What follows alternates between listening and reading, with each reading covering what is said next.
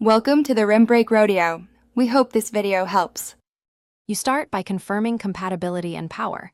Make sure your Mac supports Touch ID and you're signed into the same Apple ID.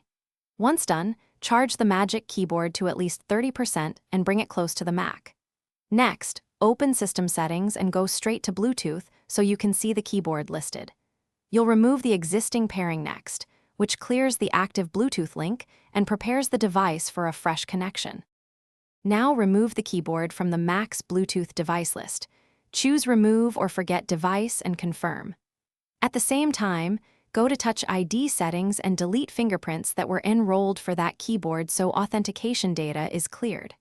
After removal, restart Bluetooth, toggle it off, wait about 5 seconds, then turn it back on to flush caches. Doing this sequence eliminates pairing remnants.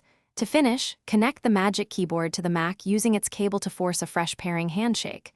Follow the on-screen prompts to complete setup. Once paired, go back to Touch ID settings and re-enroll your fingerprints so Touch ID works with the keyboard.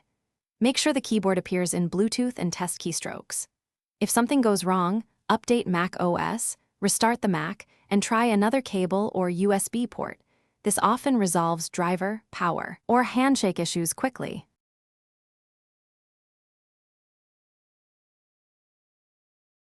Thanks for watching. Consider subscribing if we helped you.